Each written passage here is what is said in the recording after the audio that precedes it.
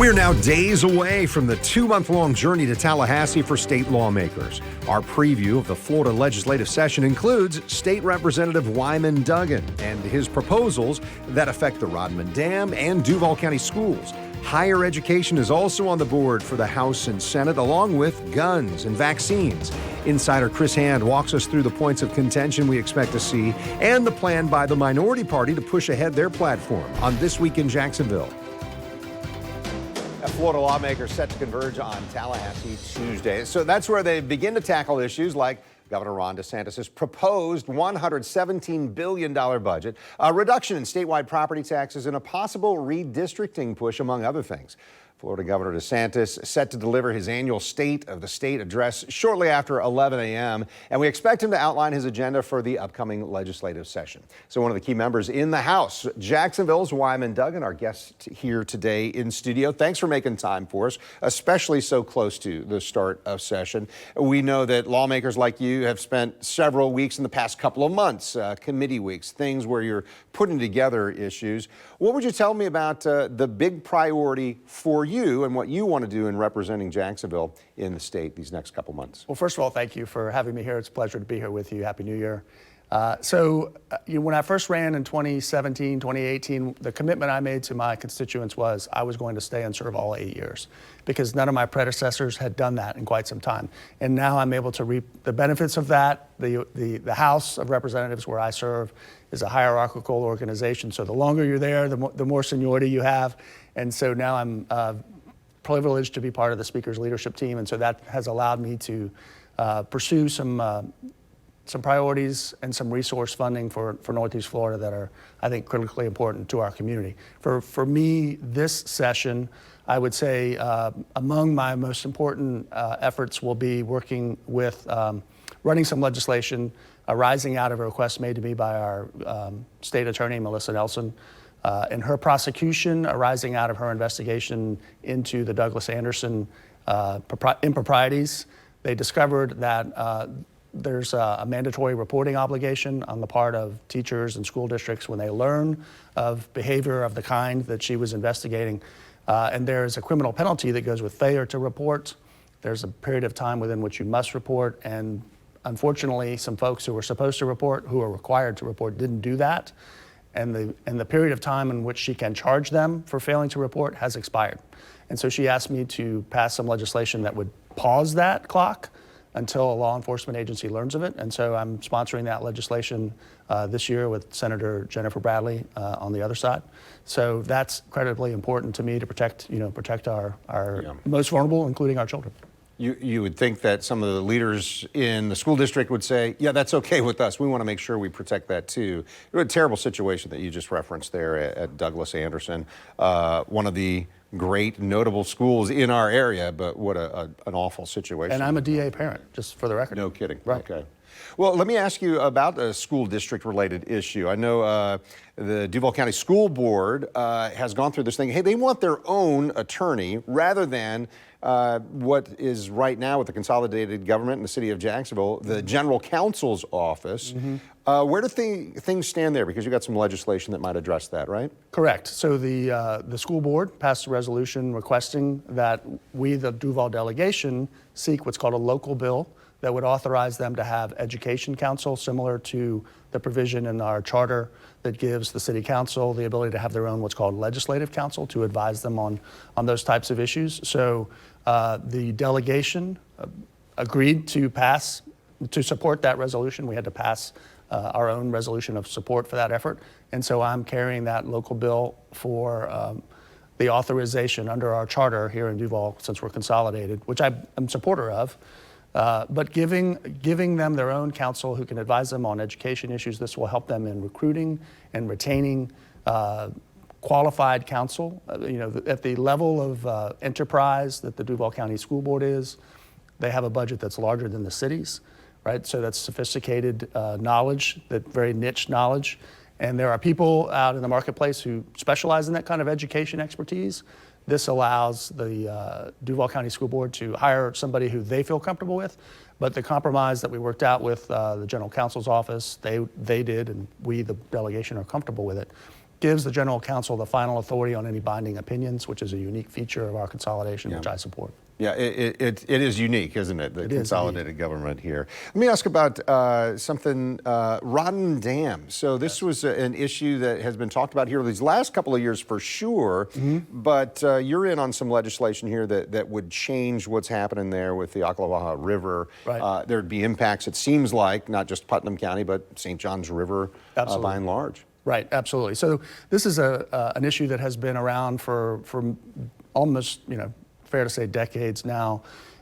We, in an earlier kind of approach to growth and development, proposed what was called a Cross Florida Barge Canal. As part of that, a dam was constructed along the Ocklawaha River. The dam had a 50-year projected life capacity. It is now 55 years old. It does not generate electricity. It does not exercise any kind of flood control. The town of Willaca is right downstream. If the dam failed, the town would be flooded. There's no alarm system in place. It would cost over $100 million to replace for no real tangible benefit. So what this would do is would breach the dam, restore the flow of the Ocklawaha. Now, why is that important to us up here in what is the lower St. Johns, because it flows north? That will help in multiple ways. One, it will help with decrease the salinity that we have in the river up here in Duval from the increased salinity intrusion from the deepening of the channel, which helps the port but has that side effect. It will help restore natural aquatic vegetation, which of course benefits water clarity, mitigates turbidity, helps the manatees, for example, because they feed on that eelgrass. In addition to that feature, the legislation would also provide economic development resources for Putnam County, which for many years relied on the Rodman, the reservoir created by the dam for bass fishing tournaments. Now those have kind of declined a little bit in stature because the quality of the water in the reservoir has declined. Bass Masters, for example, no longer makes it kind of a signature event down there. So the time is right. This is like Everglades restoration quality environmental protection effort for us up here in Northeast Florida, lower St. Johns River.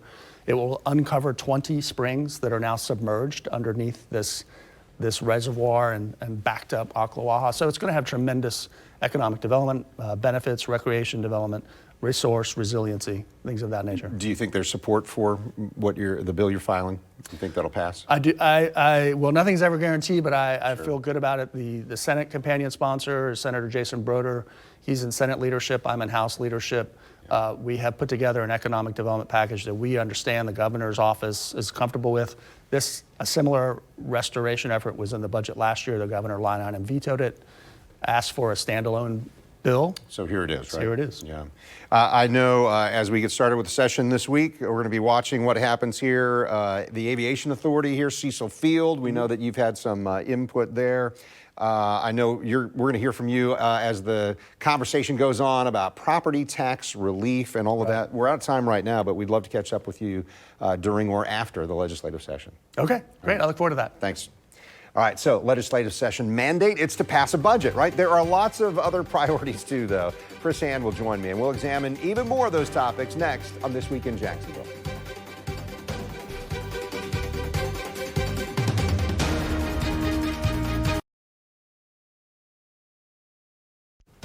You're watching This Week in Jacksonville with Kent Justice. So many of you as viewers tell me how much you enjoy this. Chris Hand is with us now for our monthly segment, Hand on Government. And Chris, as we were plotting out 2026, we got to talk this week because this coming Tuesday is when the legislative session starts. And so lots to cover in state news there.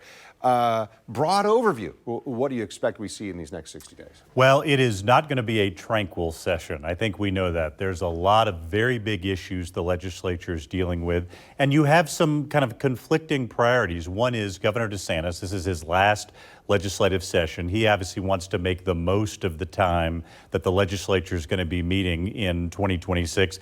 He so much wants to make the most of it that he's already ordered them back for a special session in April after the regular session concludes in March. So I think you're going to see a very aggressive push by the governor to try to advance his priorities, not only his budget, but also his priorities on property taxes and on artificial intelligence, which has been a huge issue. He just recently, in the last month, proposed a Citizens AI Bill of Rights.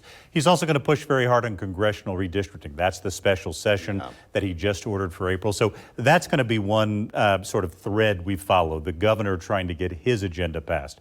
Another thread is going to be the State House of Representatives, led by Speaker Daniel Perez. Obviously, your previous guest, Representative Duggan, talked about that some.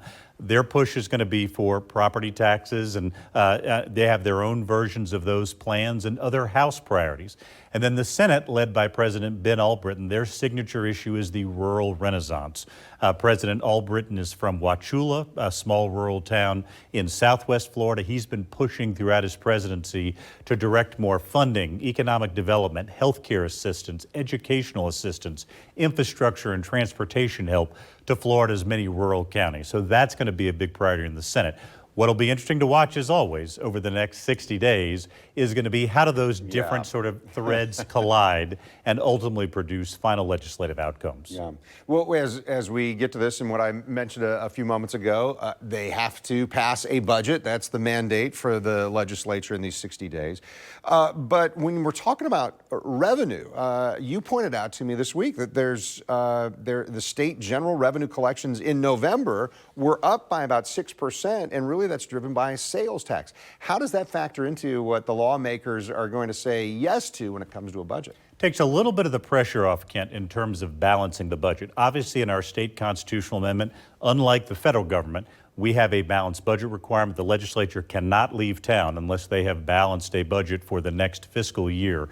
It takes a little bit of pressure off. Sales tax collections were up 6% in the month of November. That suggests there may be a little more revenue available for this budget than they were previously anticipating. Remember, whereas local government is primarily funded by property taxes, state government, that general revenue you're talking about, is primarily funded by the sales tax we have in Florida. A base sales tax of 6% with up to 1.5% of local option sales taxes that can be tacked on. So any revenue enhancement takes pressure off the budget process, might make it a little bit easier to find compromise.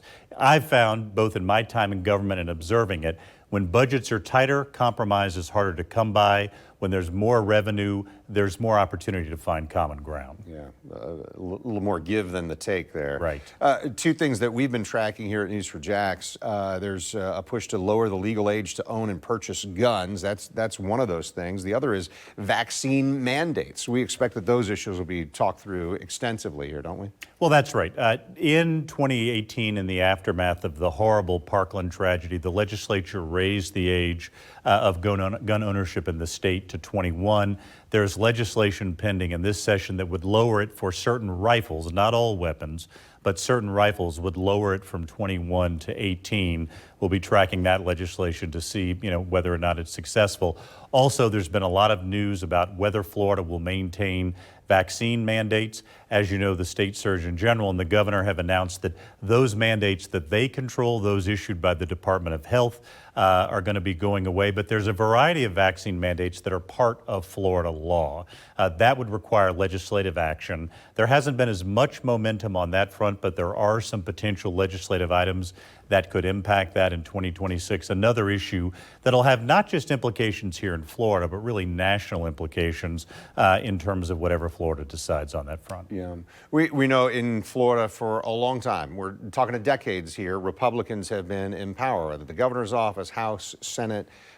Democrats are still coming to the table and saying, hey, we've got some issues too. One of those things I'm reading about is Florida Democrats pushing on housing affordability and government efficiency. How do Democrats make their presence felt, I guess, when there's a supermajority of Republicans there? Well, it's certainly challenging for them to pass Democratic legislation because Republicans do have supermajorities.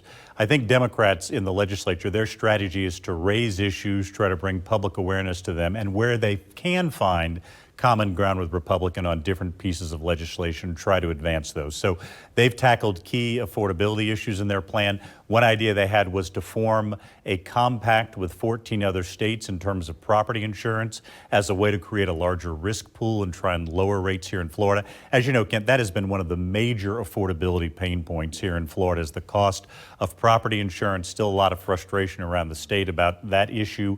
They've addressed that. State Senator Tracy Davis from Jacksonville, one of her ideas is to give first-time homeowners a break on what are called doc stamp or documentary stamp taxes. Those are the taxes on transfers of real estate. She said that we want to empower first-time homeowners by kind of relieving them of that obligation. And they're also talking about looking at a variety of examples in state government to try and reduce waste. Again, unlikely that a Democratic agenda passes in a supermajority Republican Senate and House, but Senator Davis is a good example of this. She's worked very effectively in her time in the legislature to find issues of common ground with Republicans and pass individual pieces of legislation. That's probably the best hope Democrats have to see any of their agenda adopted into law in this session. Yeah.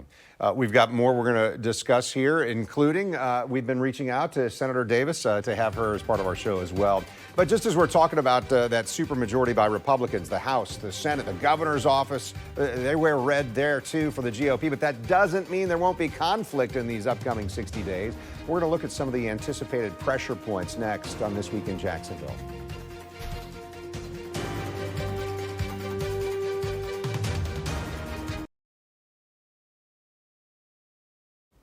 You're watching This Week in Jacksonville on Channel 4.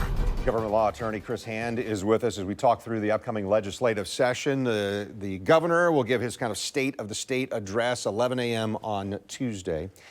We've talked about this just a moment ago, but it seems like there are some high-profile issues that there could be some conflict here coming up in these days of the legislative session. Well, in the last couple of years, Kent, the legislature has really asserted its status as an independent, co-equal branch of government. Really, for the first 6 years of the DeSantis term, he was able to get most of his agenda through the legislature without much debate or contention.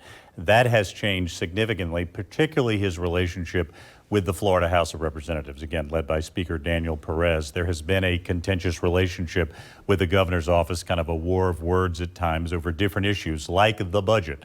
I think that is one. The legislature very much sees the budget as their responsibility. The governor's obviously made a $117 billion budget proposal, but the legislature feels like they have a proprietary interest in that issue, and it's their job to pass it. So I expect a number of changes to the DeSantis budget as it goes through the legislative process. Also, this issue of property taxes. The governor has said that he wants to remove property taxes on all homestead property. As they go through the process of trying to put something on the November 2026 ballot, the House has taken a totally different approach where they have several different ideas on how to get there. And the governor and the speaker have not had kind words to say about their different approaches. So that's going to be another issue. I think there's some contentiousness. And then finally, the issue of congressional redistricting. We know the governor has now ordered this special session in April. That was very different from what the House Speaker originally said that he wanted to do, which was handle the issue in March. So what we don't know at this point is that going to be a real special session, or will it be a special session like one the governor previously called on immigration, where the House gavels in, gavels out, and then either decides to do something themselves or nothing at all. But again, going to be a session where a bunch of different stakeholders are fighting for their priorities. That is inevitably going to lead to some conflict, especially with different relations now in Tallahassee. Well, and I don't want to spend too much time on this, but when that happens, is it personality conflicts? Is it that the speaker and the governor don't like each other, or are there other factors at play there? I think it's all of the above, including probably the most important factor. There's limited time. For the governor, there's very limited time, 1 year left. But for Speaker Perez and President Albritton, they also have one session left as presiding officers. So it's a number of high-profile people trying to achieve their priorities with limited time and limited capacity. Conflict's inevitable. Yeah. I wanted to ask about this topic, higher education. Saw an article here about a bill that's coming, Senate Bill 1052, about undocumented immigrants in Florida wouldn't be able to attend public universities. Where does that stand? This follows up on, there was legislation that was passed during the legislature's last push on immigration that would take in-state tuition away from undocumented immigrant students who attempt to go to college. This bill would take that one step further, which would prohibit any undocumented immigrants from attending any Florida state universities and also from participating in any general adult education programs or any graduate equivalency degree programs. There will be controversy about that, but that has been a bill that Aaron Grawl has introduced in the Florida legislature this year. So more discussion about immigration, as there has been for the last several sessions in Florida. Does this connect at all with what's been happening this year from the federal level in immigration enforcement? Well, I think there's been general alignment between the state and the federal government on a variety of immigration issues. This is yet another example of that alignment between the immigration approach that the Trump administration has taken and now that the state of Florida has taken. Yeah, we're going to finish up here in the final 30 seconds or so. Florida's cabinet has some priorities that may be different. And these cabinet members have a way of getting in and saying, hey, House, Senate, here's our priority. Please pay attention to this, right? Well, and very briefly, Kent, CFO Blaise Ngolia wants to streamline the process of doing local government audits. The Attorney General, Utmeyer, has a variety of criminal justice priorities he's pursuing, and Agriculture Commissioner Wilton Simpson wants to expand the Family and Rural Lands Program to help agricultural lands protect them from development in the state. So they will all be advancing their priorities along with the governor, speaker, and Senate president. Right. Everybody wants a little piece of what this pie is going to look like in the budget and the laws that come out of the legislative session. Exactly right. Just getting started. We'll have a couple more chances before the session ends to talk through those things. Chris Hand, thanks so much for the time today. Thank you, Ken. All right, so we mentioned the Florida cabinet there. One of the members will join us in studio, Lieutenant Governor Jay Collins. Rick Mullaney also on the agenda when you join us next time. Don't forget to check out This Week in Jacksonville Business Edition. This episode of our podcast has Ryan Smith and a look at the new JAX Innovation Hub. You can find new episodes every Thursday at 9 a.m. You'll find it right now on News4JAX Plus under the channel This Week in Jacksonville. Thanks for joining us today.